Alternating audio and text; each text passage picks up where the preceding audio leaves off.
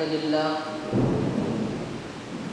نحمده ونصلي على رسوله الكريم أما بعد فأعوذ بالله من الشيطان الرجيم بسم الله الرحمن الرحيم ثم قست قلوبكم من بعد ذلك فهي كالحجر القرآن.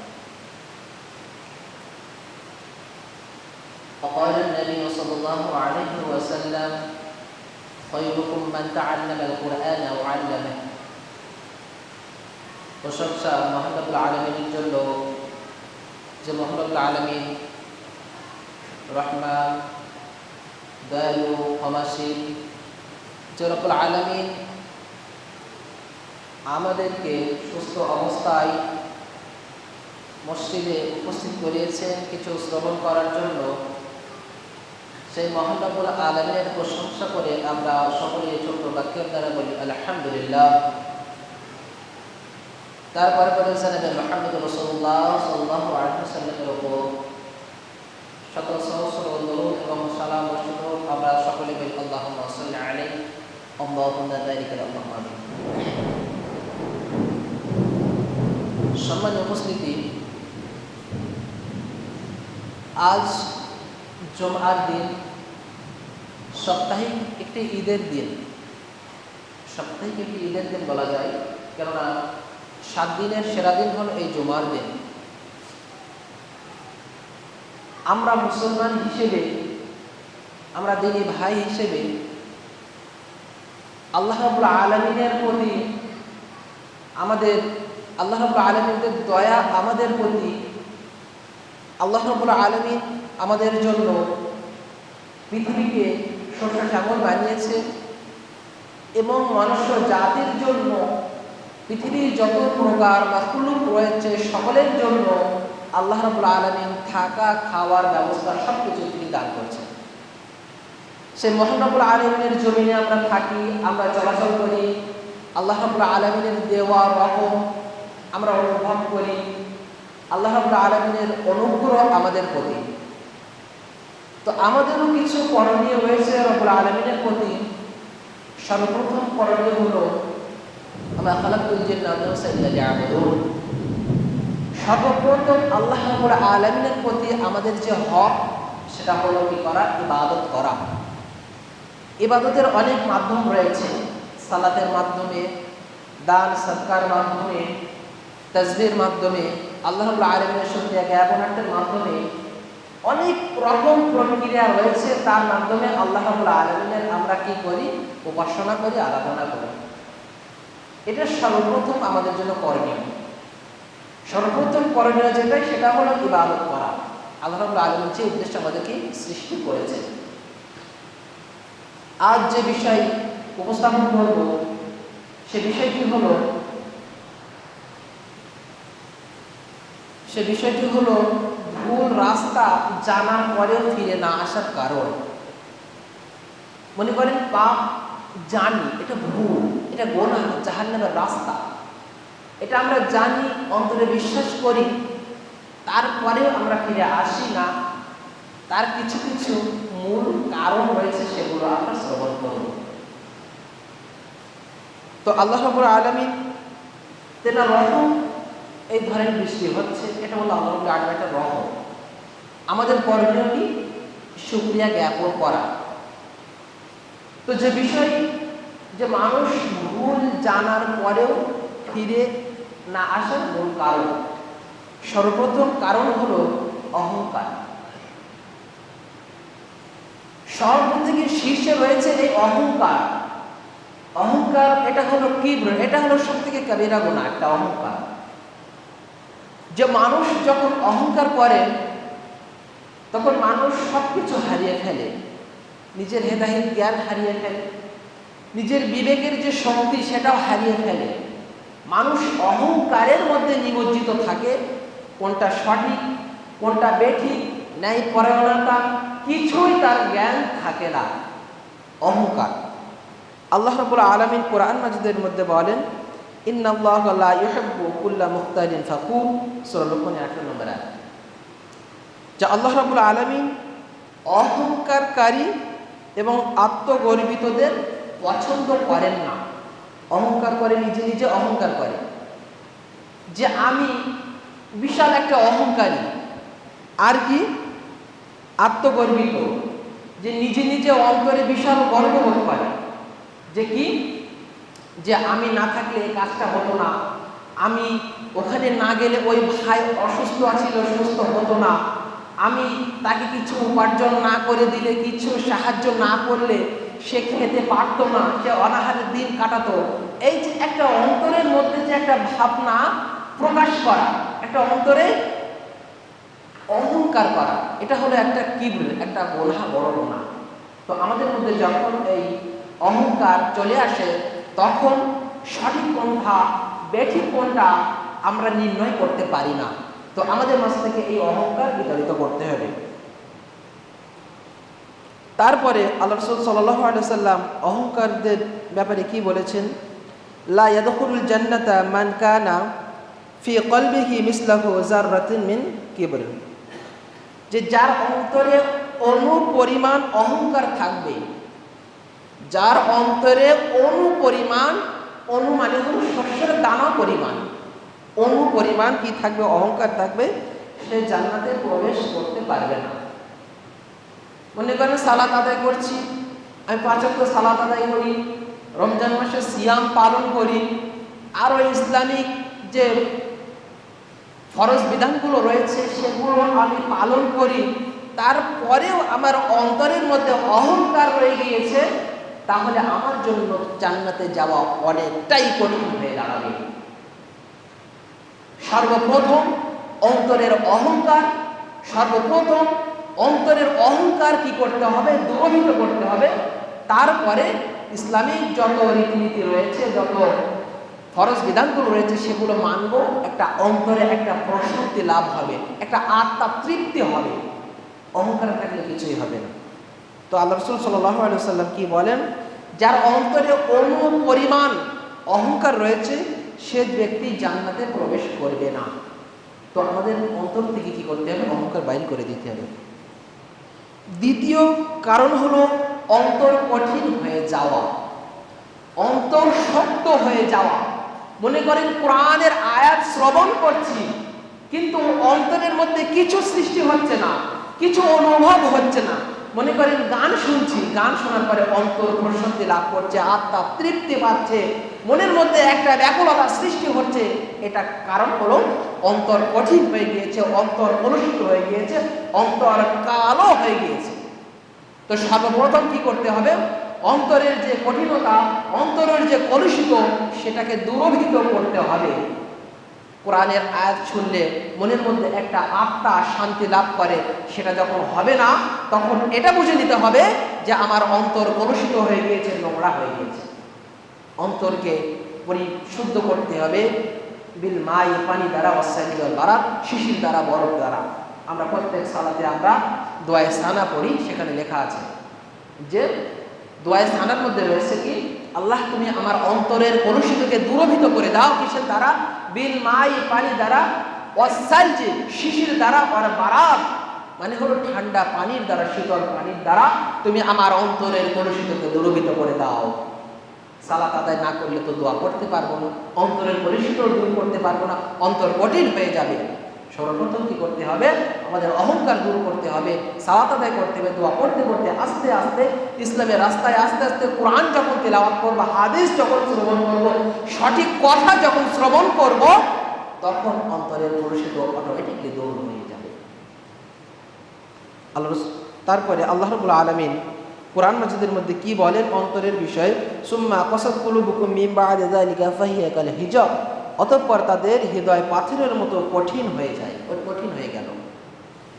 তো আমাদের অন্তর যখন কোরআনের আয়াত শ্রবণ করবে না, সালাত আদায় করবে না, আমরা যখন সালাত আদায় করব না, আমাদের অন্তর, আমাদের কান যখন কোরআনের আয়াত হাদিসের ব্যাখ্যা, রাসূলের কথা যখন শ্রবণ করব না, তখন কি হয়ে যাবে? অটোমেটিকলি আমার অন্তরের কলুষিত কি হয়ে যাবে? দূরীভূত হবে না। তখন যখন কোরআনের আয়াত শুনব, যখন হাদিস পড়ব, তখন অন্তরের কলুষিত অটোমেটিকলি দূরীভূত হয়ে যাবে। তো আমাদের কি করতে হবে? বেশি বেশি কোরআন তেলাওয়াত করতে হবে। হাদিসের মধ্যে তিরমিজির একটি হাদিস, আল্লাহ রাসূল কি বলেন? বান্দা যখন গুনাহ করে তার অন্তরে একটি কালো দাগ পড়ে যায়, বান্দা যখন গুনাহ করে তার অন্তরে একটি স্পট পড়ে যায়, কালো দাগ পড়ে যায়। যখন গুনাহ করতে থাকে এই দাগটা আস্তে আস্তে কালো অন্তরের কলুষিত কালো বাড়তে থাকে, তখন অন্তর পরিপূর্ণ কালো হয়ে যায়। কেমন কালো? উদাহরণ, সমুদ্রের সব থেকে গভীরে যখন কোনো মানুষ যায় তখন কিছুই দেখা যায় না, শুধুই অন্ধকার, কিছুই দেখা যাবে না, নিজের হাত পর্যন্ত দেখা যাবে না, কিছুই অনুভব করা যাবে না যে এটা আমার হাত। কতটা কালো সমুদ্রের সব থেকে তলদেশে, ঠিক আমাদের অন্তর তার থেকেও বেশি কি হয়ে যায়? কালো হয়ে যায় যখন আমরা কি করি? গুনাহ করি। তো আমাদের করণীয় গুনাহ থেকে বাঁচতে হবে, নিজে গুনাহ থেকে বাঁচতে হবে এবং আমার পাড়া প্রতিবেশী, আমার আত্মীয় স্বজন, আমার পরিবারের পরিজনকে সকলকে কি করতে হবে? গুনাহ থেকে বাঁচাতে হবে। তৃতীয় কারণ হলো শয়তানের ধোঁকা। আরেকটি সব থেকে মূল কারণ হলো শয়তানের ধোঁকা। শয়তানের ধোঁকা এটি একটি বিশাল একটি নিখুঁত জিনিস। মনে করেন আমি সালাত আদায় করি, আজান দিচ্ছে, বাড়ি শুয়ে রয়েছি, তখন শয়তান আমাকে কি করে? ধোঁকা দেয়। কিভাবে ধোঁকা দেয় শয়তান? যখন আজান শুনতে পাবো তখন শয়তান মানুষের কাছে আসে, এসে অন্তরের মধ্যে ওয়াসওয়াসা দেয়। কেমন ওয়াসওয়াসা? যে হাদিসে এসেছে যে শয়তান কি করে? মানুষের শরীর টিপে দেয়। যখন শরীর টিপে দেয় তখন কি হয়? একটা শারীরিক একটা বিষয় একটা তৃপ্তি হয়, সে কারণে কি হয়? অন্তর গভীর দ্বারার দিকেও অনুপ্রাণিত হয়। তো তখন কি হয়? মানুষ গভীর ঘুমে যায়, মানুষ তখন ঘুমানোর চেষ্টা করে, মানুষের তখন ঘুমের মধ্যে মস্তিষ্ক ঘুমের মধ্যে চলে যায়। শয়তান যখন গা টিপে দেয়, মেসেজ করে দেয়। তো এই হলো শয়তানের একটি সব থেকে বড় ধোঁকা। তখন আমাদের করণীয় কি হবে? শয়তানের এই ধোঁকা, শয়তানের এই আশাকে ত্যাগ করে যখনই আজান হবে তখন কি করতে হবে? দ্রুত গতিতে, যদি শুয়ে থাকি উঠে পড়তে হবে, যদি বসে থাকি তাহলে দাঁড়িয়ে মসজিদের দিকে অগ্রগামী হতে হবে। তাহলে শয়তানকে কি করা হবে? শয়তান আমাদেরকে আর ধোঁকা দিতে পারবে না, বরং শয়তানকে ধোঁকা দেওয়া হয়ে যাবে। সেক্ষেত্রে আল্লাহ রাব্বুল আলামিন কোরআন মাজিদের মধ্যে সূরা আনআমের মধ্যে বলেন, শয়তান তাদের জন্য তাদের কাজকে শোভন করে দেখায়।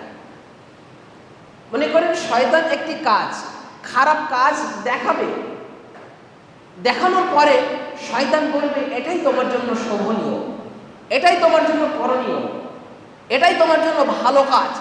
তখন আমার দৃষ্টিতে ওই খারাপ কাজটা শয়তান যখন ভালো চোখে দেখাবে, যখন আমার বিবেকের মধ্যে শয়তান খারাপ কাজকে ভালো বলে ইঙ্গিত দেবে, যখন আমার মস্তিষ্কের মধ্যে ভালো বলে ইঙ্গিত দেবে, তখন কি হবে? আমি শয়তানের চক্রান্ত, শয়তানের অসার মধ্যে আমি কি করব? নিমজ্জিত হয়ে যাব। তখন কি করতে হবে? যখন খারাপ কাজ দেখব তখন এটা ভেবে নিতে হবে অন্তরে যে এটা শয়তানি কাজ। তখন শয়তানের ধোঁকায় পড়া যাবে না। শয়তান শয়তানি কাজকে, হারাম কাজকে, খারাপ কাজকে কি করে? শয়তান ভালো চোখে শোভনীয়ভাবে দেখায় যে এটাই হালাল কাজ, এটাই হালাল রাস্তা, এটাই হলো হালাল পন্থা। তো আমরা নিজেরা কি করি? শয়তানি ওয়াসওয়াসায় পড়ে হারাম কাজকে আমরা হালাল বলে প্রাধান্য দিই, হারাম ভক্ষণকে আমরা হালাল বলে অগ্রাধিকার দিয়ে আমরা ভক্ষণ করি। এটা হলো শয়তানের চক্রান্ত। এই চক্রান্ত থেকে আমাদেরকে বেশি বেশি করে পরিত্রাণ চাইতে হবে আল্লাহ রাব্বুল আলামিনের কাছে। আল্লাহ রাব্বুল আলামিন আমাদেরকে শয়তানি ওয়াসওয়াসায় চক্রান্ত থেকে পরিত্রাণ দাও, আমরা সকলে বলি আল্লাহুম্মা আমিন। তারপরে চতুর্থ নম্বর কারণ হলো দুনিয়ায় ভালোবাসা ও নাফসের অনুসরণ। দুনিয়ার একটি ভালোবাসা, এটা একটি বৃহৎ জিনিস। মানুষ এটা শুনতে চায় না, তার কান এটা শুনতে চায় না যে সে মৃত্যু স্বাদ আস্বাদন করবে। মানুষের কান এটা শুনতে চায় না যে সে মৃত্যুবরণ করবে। আমার কান কোনোদিন সব জিনিস শ্রবণ করতে চাইবে, সব কিছু শুনতে চাইবে, কিন্তু আমার কান কোনোদিন এটা শুনতে চাইবে না যে আমি মৃত্যুবরণ করব, আমার মৃত্যু হবে। মৃত্যু এমন একটা জিনিস যে কোনো মানুষ এটার স্বাদ গ্রহণ করতে চায় না, কোনো মানুষ এটা নিজে তার কানে শুনতে চায় না। মানুষ মৃত্যু থেকে পালায়ন করতে চায়।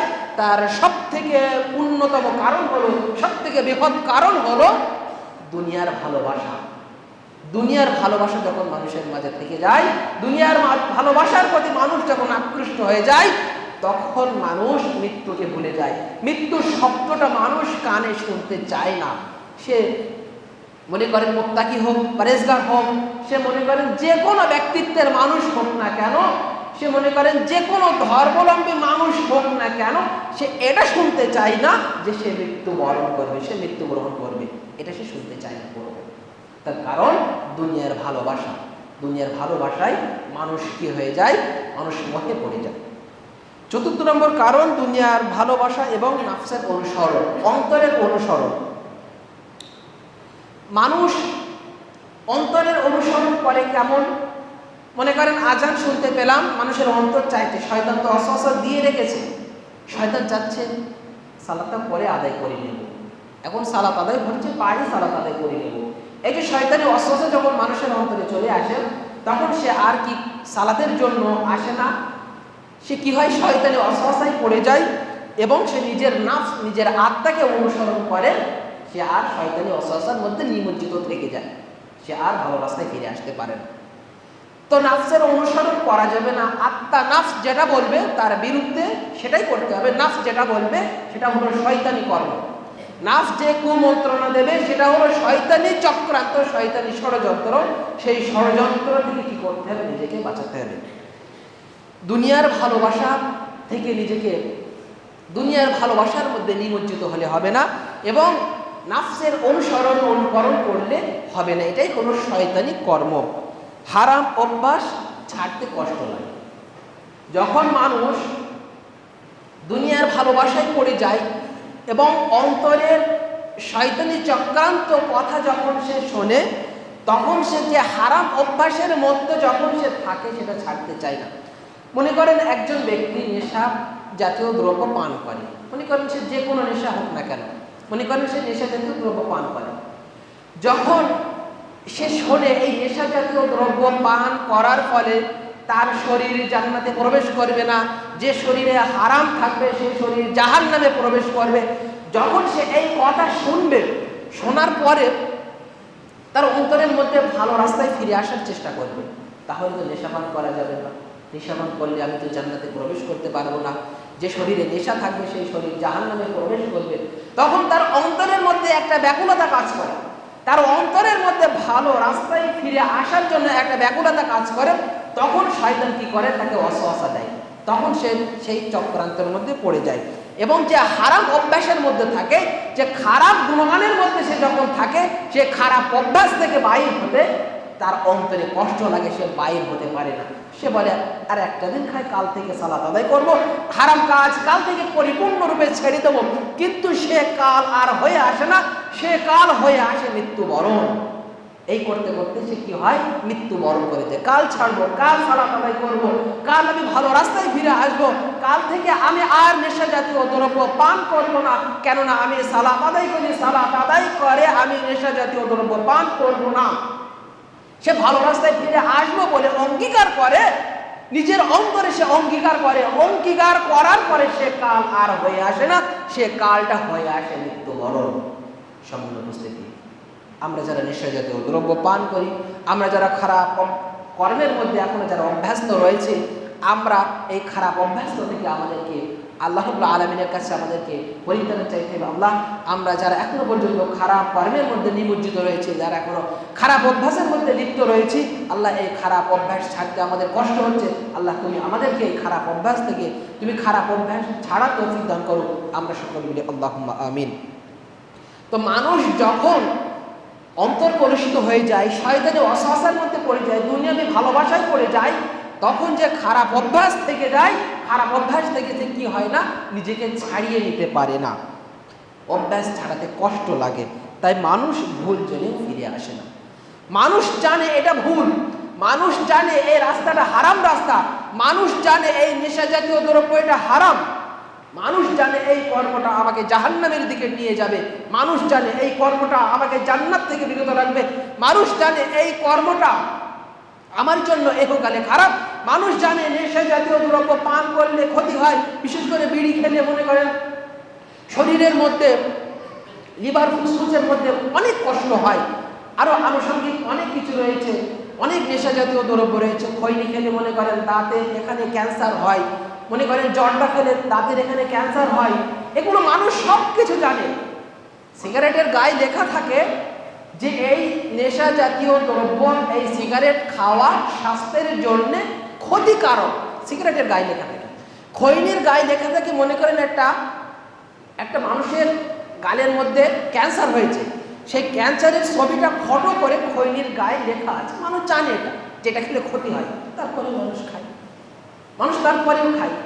এটার কারণ হলো দুনিয়াবি ভালোবাসা, নাফসের অনুসরণ, শয়তানি ওয়াসওয়াসা এবং অহংকারী, এগুলো থাকার কারণে মানুষ জানে এটা খেলে ক্ষতি হয়, মানুষ জানে এটা খেলে আমাকে জাহান্নামে নিয়ে যাবে এই রাস্তা, মানুষ জানার পরেও, মানুষ ভুল জানার পরেও ফিরে আসে না।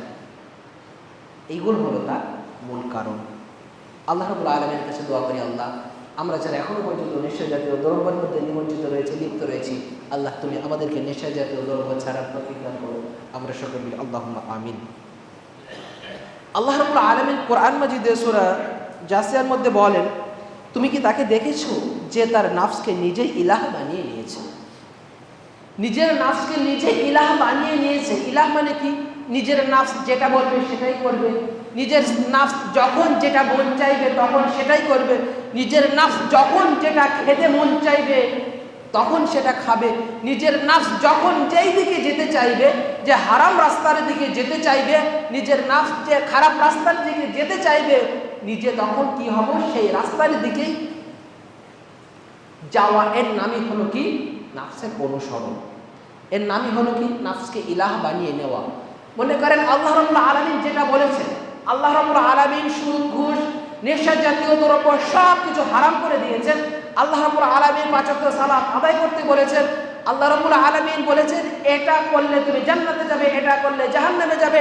এগুলো খাওয়া হারাম, এগুলো খাওয়া হালাল।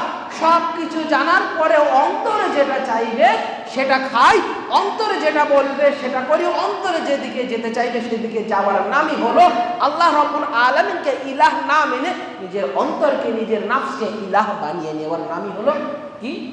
নিজের নাফসকে ইলাহ বানিয়ে নেওয়া, নিজের নাফসকে অনুসরণ করা।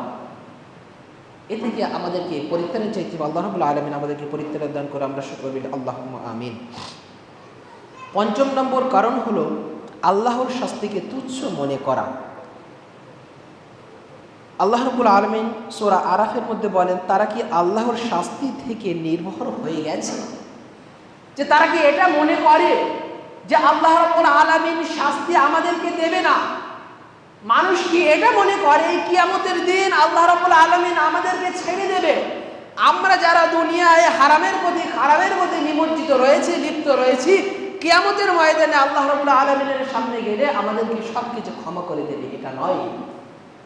তাই আল্লাহ রাব্বুল আলামিন বলেন, তারা কি আল্লাহর শাস্তিকে নির্ভর হয়ে গেছে, শাস্তি থেকে নির্ভর হয়ে গেছে? যে তারা এটা মনে করে যে আল্লাহ রাব্বুল আলামিন শাস্তি দেবেন না। মানুষ ভাবে আল্লাহ ক্ষমাশীল, কিছু হবে না। মানুষ তো এটা ভাবে যে আমি যতই খারাপ কাজ করি না কেন, যতই খারাপ কাজ করি না কেন, আল্লাহ রাব্বুল আলামিন তো ক্ষমাশীল, পরম করুণাময়, দয়ালু, যে আল্লাহ রাব্বুল আলামিন আমাদেরকে ক্ষমা করে দেবেন। অবশ্যই অবশ্যই আল্লাহ রাব্বুল আলামিন ক্ষমা করে দেবেন, কিন্তু তার পূর্বে কৃত কর্মের ফল জাহান্নামে ভোগ করার পরে আল্লাহ রাব্বুল আলামিন তারপরে জান্নাতে দেবেন। আমরা অনেকেই বলি না, অল্প গুনাহ করেছি, কিছুদিন না হয় জাহান্নামে পড়ব, কিছুদিন না হয় জাহান্নামে থেকে যাব। তাদের জন্য বার্তা এটাই যে কিছুদিন জাহান্নামে থাকার দরকার নেই। তুমি বাড়িতে গিয়ে লণ্ঠন টেমি জ্বালিয়ে, মোমবাতি জ্বালিয়ে, মোমবাতির আগুনের ওপরে 10 সেকেন্ড হাত রেখে দেখো তোমার ক্ষমতা কতটা দেখবো, তোমার অহংকারী কতটা দেখবো, তোমার তাকাব্বুর কতটা দেখবো, তোমার অন্তরে কতটা আত্মনির্ভরশীল নিজের ওপরে সেটা দেখবো।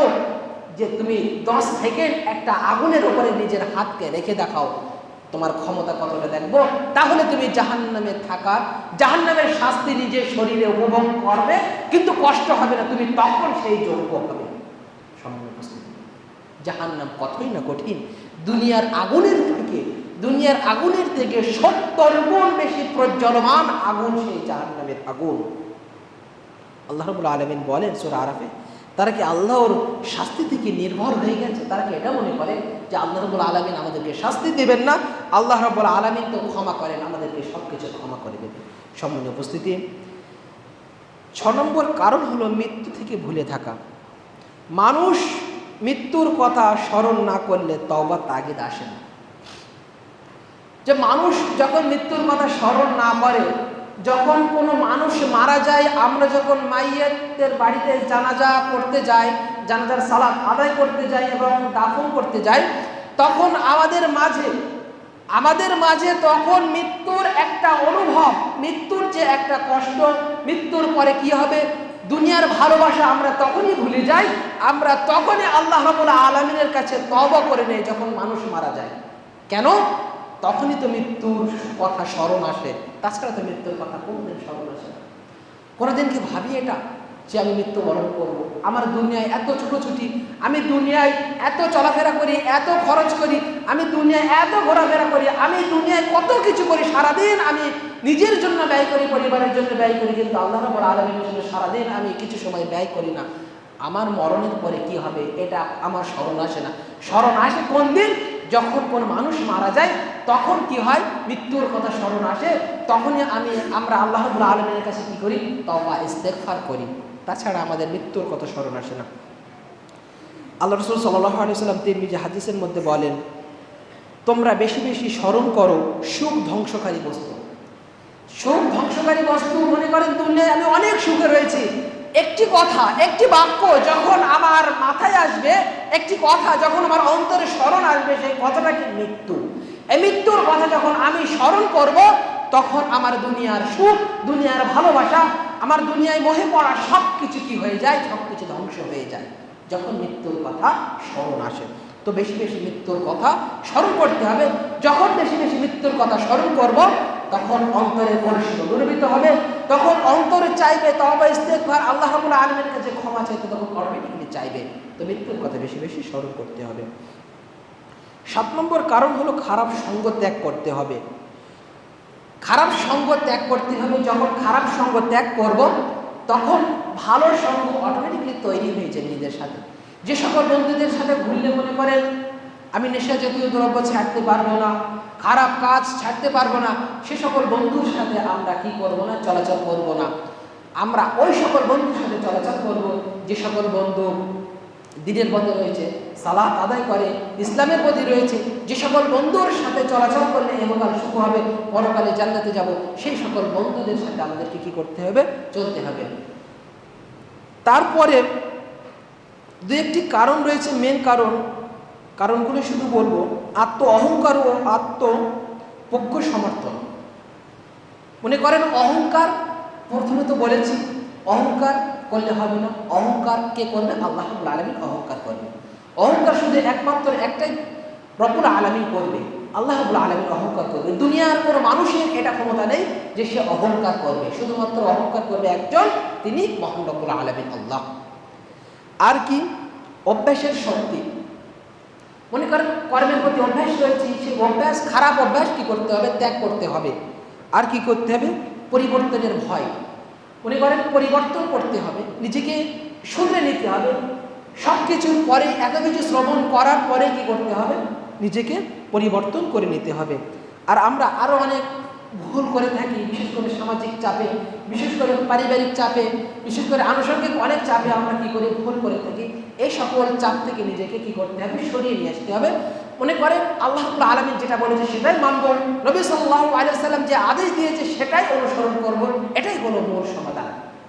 পরিশেষে আল্লাহ রাব্বুল আলামিনের কাছে দোয়া করি, ওগো আল্লাহ, আমরা যারা এখনো পর্যন্ত তোমার রাস্তায় ফিরে আসতে পারিনি, আল্লাহ তোমার রাস্তায় পরিপূর্ণরূপে আমাদেরকে ফেরার তৌফিক দান করো। আমরা সকলে বলি আল্লাহুম্মা আমিন। ওগো আল্লাহ, আমরা যারা এখনো পর্যন্ত মুত্তাকি, পরেজগার, 5 ওয়াক্ত নামাজি, 5 ওয়াক্ত নামাজ আমরা এখনো পর্যন্ত পরিপূর্ণরূপে যারা আদায় করতে পারছি না, আল্লাহ তুমি আমাদেরকে 5 ওয়াক্ত সালাত আমরা যেন মসজিদে জমাতবদ্ধভাবে আদায় করতে পারি, আল্লাহ তুমি আমাদেরকে সেই তৌফিক দান করো। আল্লাহুম্মা আমিন। ওগো আল্লাহ, আমরা যারা এখনো মধ্যে খারাপ অভ্যাসের মধ্যে রয়েছি, আমরা এখনো পর্যন্ত যারা তোমার রাস্তায় ফিরে আসতে পারছে না, আমাদের অন্তর কলুষিত হয়েছে, আল্লাহ তুমি আমাদের অন্তরকে ধৌত করে দাও পানি দ্বারা, শিশির দ্বারা, বরফ দ্বারা। আমরা সকলে বলি আল্লাহুম্মা আমিন। ওয়া আখিরু দাওয়ানা আনিল হামদুলিল্লাহি রাব্বিল আলামিন। اللهم صل على محمد وعلى ال محمد كما صليت على ابراهيم وعلى ال ابراهيم انك حميد مجيد. اللهم بارك على محمد وعلى ال محمد كما باركت على ابراهيم وعلى ال ابراهيم انك حميد مجيد. سبحان ربك رب العزه عما يصفون وسلام على المرسلين والحمد لله رب العالمين.